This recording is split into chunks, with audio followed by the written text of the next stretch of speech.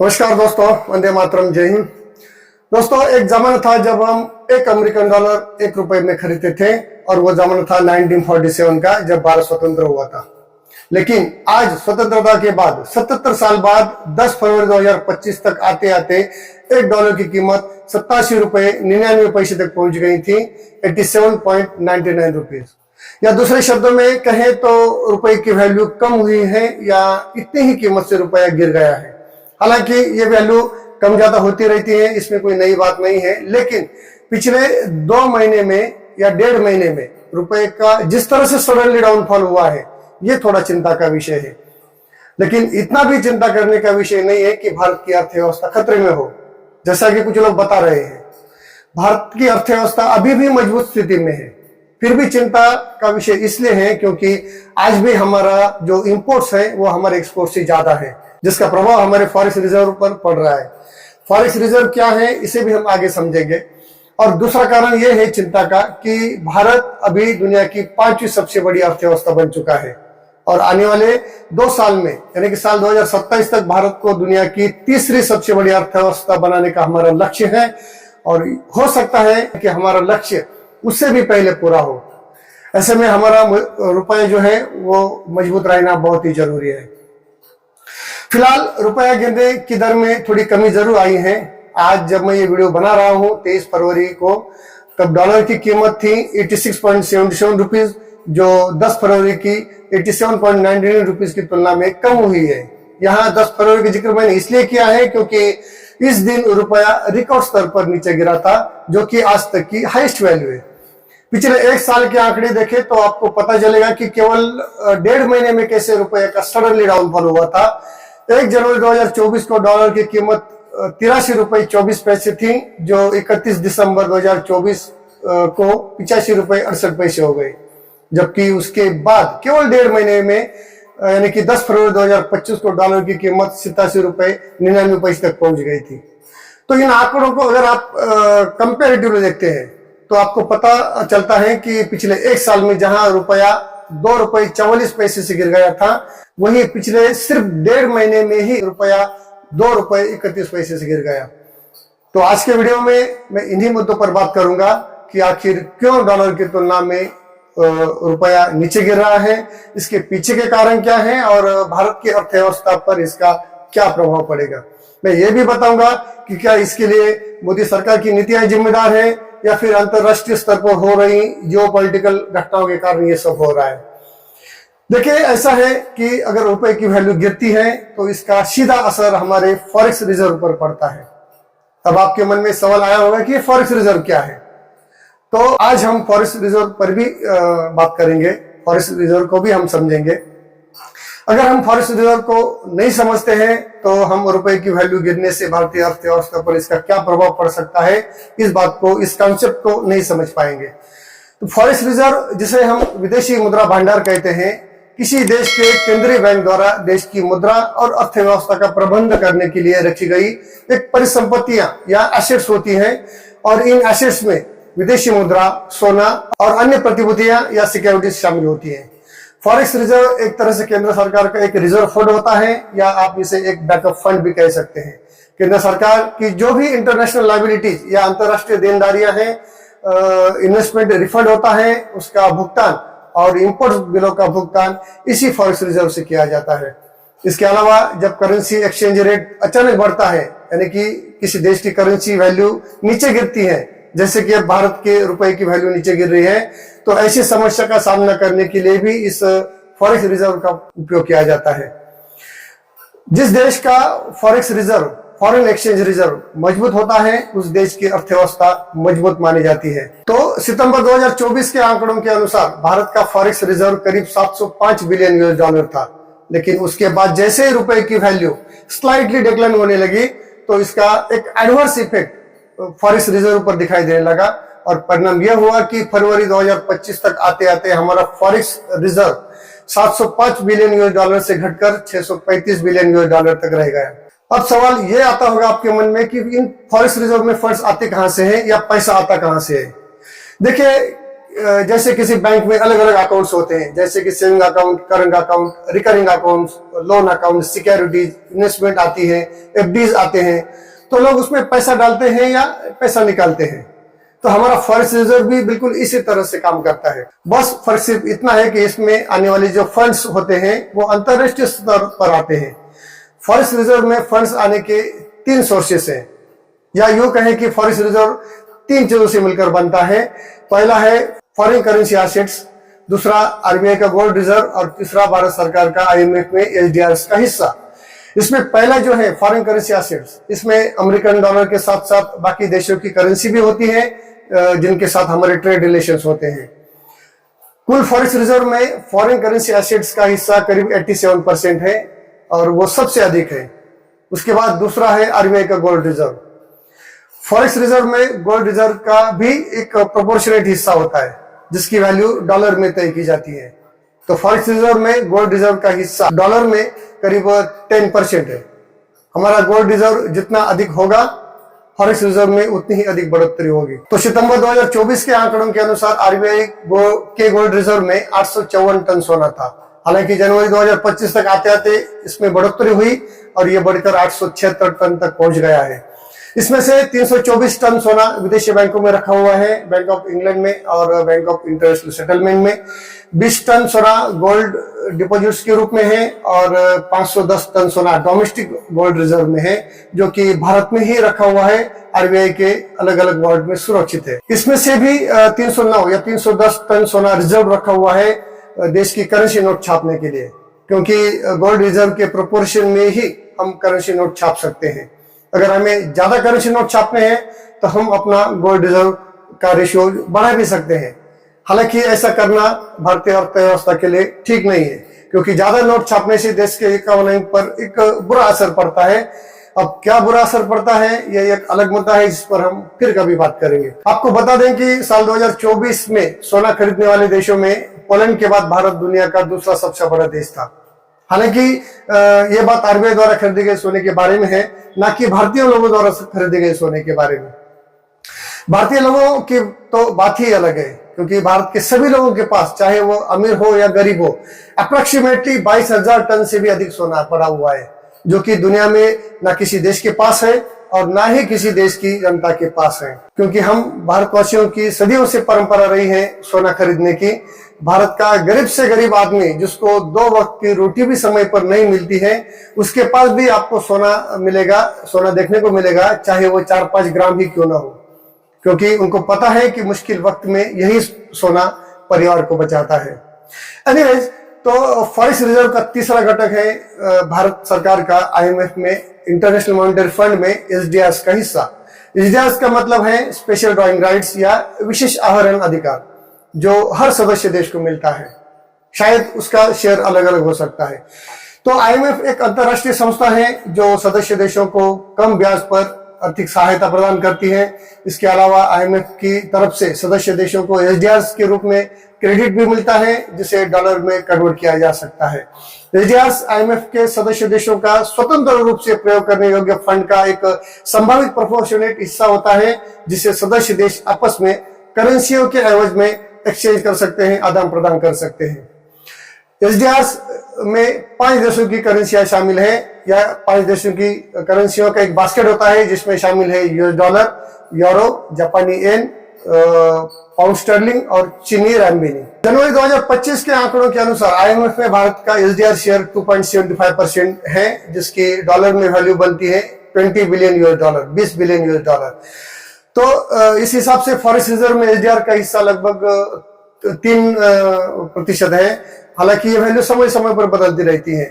तो ये जो 3 चीजें हमने देखी, उसके माध्यम से फॉरेक्स रिजर्व में फंड्स आते हैं, और ये फंड्स अलग अलग शक्ल में आते हैं, जैसे देश में होने वाला foreign investments, exports, NRI deposits, stocks, external assistance, external commercial borings, जिसे हम लोन कहते हैं, देश का loan, short term credit, bonds, banking capital and other government securities etcetera.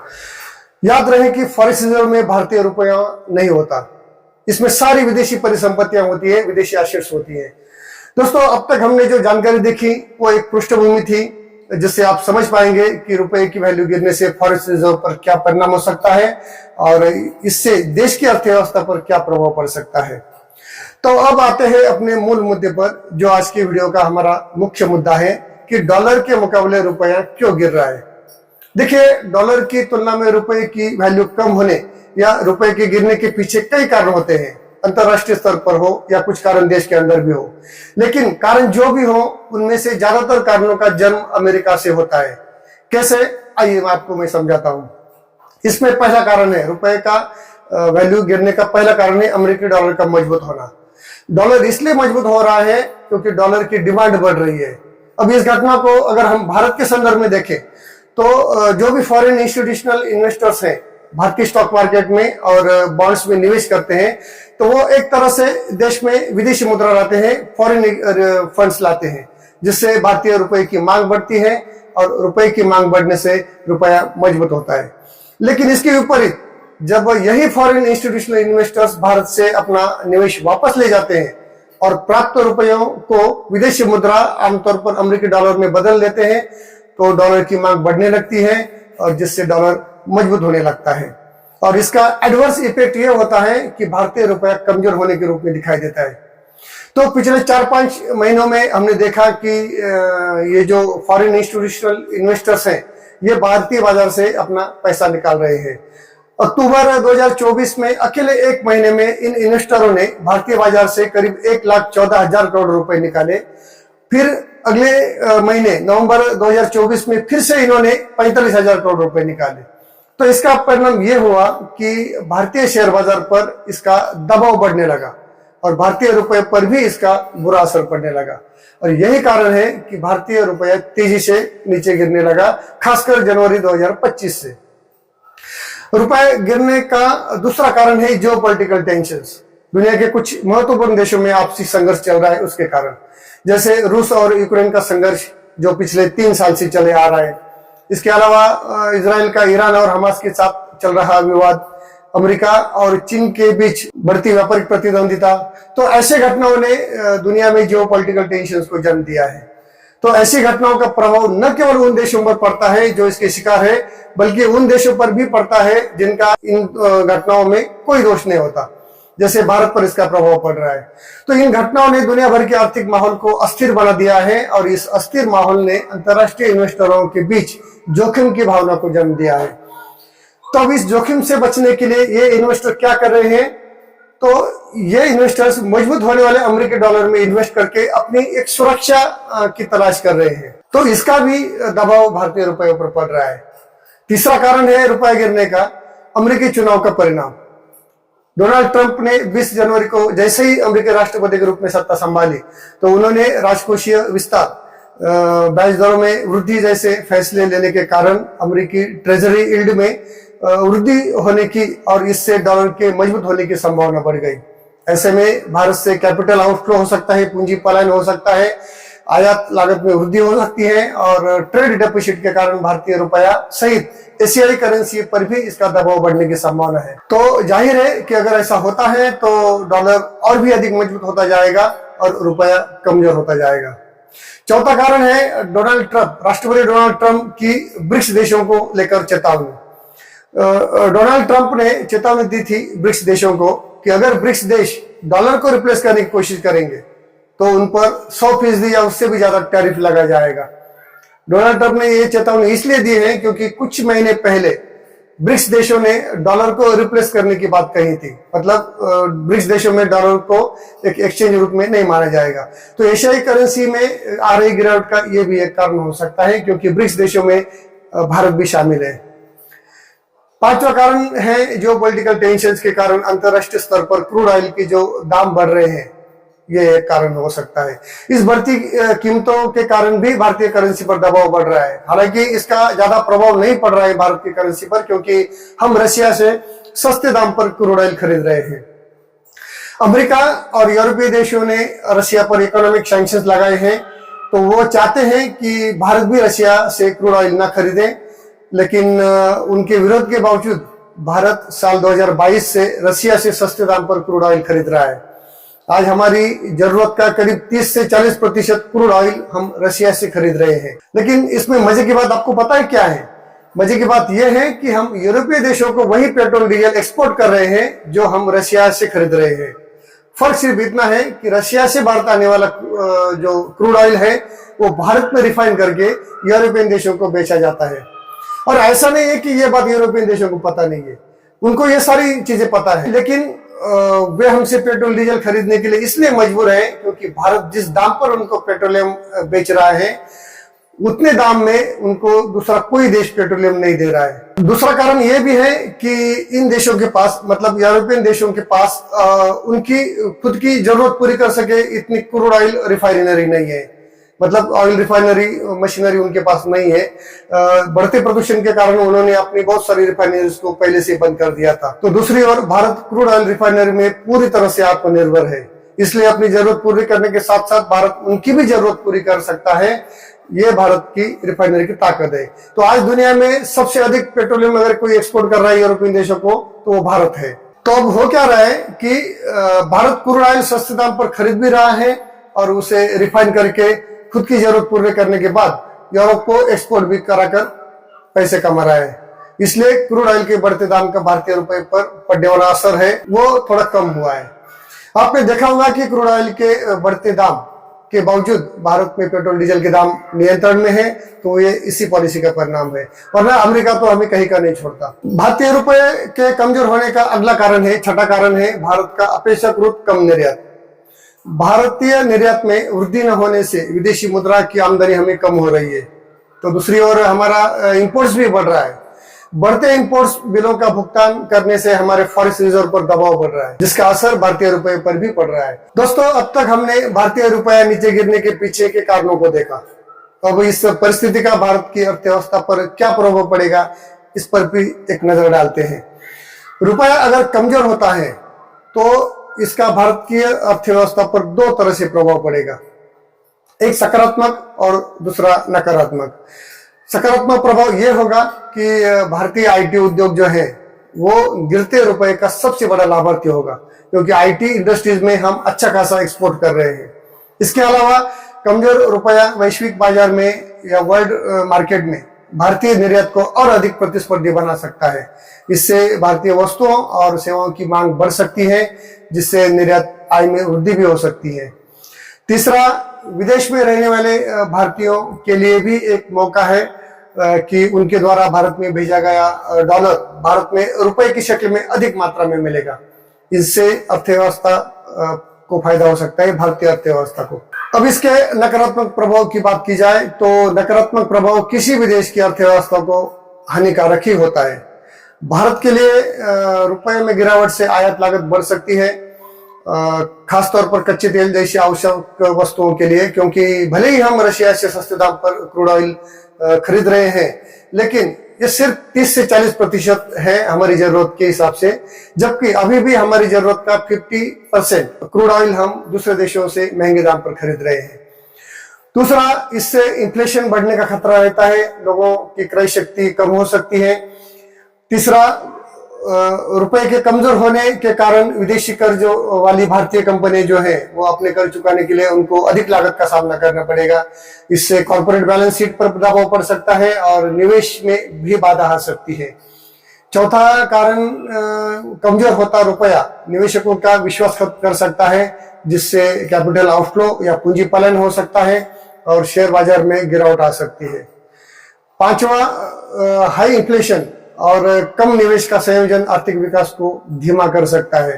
तो इस तरह से अगर देखा जाए तो रुपए की वैल्यू गिरने से फायदा भी है और नुकसान भी, लेकिन आज की स्थिति में हमारा नुकसान ज्यादा हो रहा है क्योंकि हमारा इंपोर्ट ज्यादा है एक्सपोर्ट की तुलना में। अब सवाल यह है कि इसे रोका कैसे जाए। तो जैसा कि मैंने पहले बताया कि भारत में विदेशी मुद्रा या फॉरेक्स रिजर्व को मेंटेन करने का जिम्मा या रिस्पॉन्सिबिलिटी आरबीआई की है, इसलिए भारतीय रुपए को स्थिर करने में आरबीआई की भूमिका अहम भूमिका रहेगी। ऐसे में आरबीआई पहला काम ये कर सकती है कि अपने फॉरेक्स रिजर्व से अमेरिकन डॉलर बेचकर विदेशी मुद्रा बाजार में सीधे हस्तक्षेप कर सकती है। इससे डॉलर की आपूर्ति बढ़ जाएगी और इसकी मांग कम हो जाएगी, डॉलर की मांग कम हो जाएगी। दूसरा, रुपए की मांग को प्रभावित करने के लिए आरबीआई ब्याज दरों को समायोजित कर सकता है। उच्च ब्याज दरें विदेशी इन्वेस्टर जो होते हैं उनको आकर्षित कर सकती हैं, जिससे रुपए की मांग बढ़ जाएगी और इन्वेस्टर भारत में फिर से वापस आएंगे। तीसरा काम ये कर सकती है आरबीआई कि बाजार में जो लिक्विडिटी है वो लिक्विडिटी को नियंत्रित करके विनिमय दर को, एक्सचेंज रेट को प्रभावित कर सकती है। लिक्विडिटी को सख्त करने से इन्फ्लेशन के दबाव को कम किया जा सकता है और रुपए को मजबूत किया जा सकता है। दोस्तों, अब जो लोग बोल रहे हैं कि मोदी सरकार के काल में रुपए की वैल्यू कम होती जा रही है, तो कुछ आंकड़ों पर भी हम एक नजर डालते हैं ताकि सच्चाई का हमें पता चले। द इंडियन एक्सप्रेस न्यूज़पेपर के एक आर्टिकल के अनुसार मोदी सरकार के काल में यानी कि साल 2014 से अब तक रुपए में 27.6% की गिरावट आई है। 2014 में जब नरेंद्र मोदी जी ने सत्ता संभाली थी तब $1 की कीमत 60 रुपए थी और अब वो 87 रुपए तक पहुंच गई है। लेकिन ऐसा भी नहीं है कि रुपए गिरने की ये घटना पहली बार हो रही है। रुपए तो गिरता उठता रहता है। इसी आर्टिकल के अनुसार डॉक्टर मनमोहन सिंह के 2004 से 14 तक के 10 साल के कार्यकाल में भी रुपया 26.5% गिरा था। 2004 में जब डॉक्टर साहब ने सत्ता संभाली थी तब $1 की कीमत 44 रुपए थी। वही 2014 में जब मनमोहन सिंह साहब ने सत्ता छोड़ी तब $1 की कीमत 60 रुपए हो चुकी थी। इसलिए यह बात यहाँ गैर लागू होती है कि किस प्रधानमंत्री के काल में डॉलर मजबूत हुआ था या कमजोर हुआ था। तो जैसे कि मैंने बताया कि रुपया कमजोर होने के पीछे जो कारण है उनमें से ज्यादातर कारणों का जन्म अमेरिका में होता है। बाहरी कारणों पर तो हमारा कोई नियंत्रण नहीं होता है। इसके लिए बाहरी देशों से हमारे बायलैटरल रिलेशन भी अच्छे होने चाहिए। तो हमारे रिलेशंस अच्छे भी हो रहे हैं। बहुत सारे देशों के साथ हमारे अच्छे रिलेशन बन चुके हैं। कुछ देशों के साथ हमारे अच्छे रिलेशन बनने की कगार पर है। एनीवेज, तो इस विषय पर कहने के लिए बहुत कुछ है, मतलब करेंसी डाउनफॉल के मुद्दों पर, लेकिन इससे फिर वीडियो और अधिक लंबा हो जाएगा। इसलिए आज के लिए इतना ही। जल्दी मिलेंगे किसी नए मुद्दे के साथ। तब तक के लिए नमस्कार। अगर आपको ये वीडियो पसंद आया हो तो वीडियो को लाइक कीजिए, शेयर कीजिए और चैनल को सब्सक्राइब जरूर कीजिएगा। आपका बहुत बहुत धन्यवाद। जय हिंद।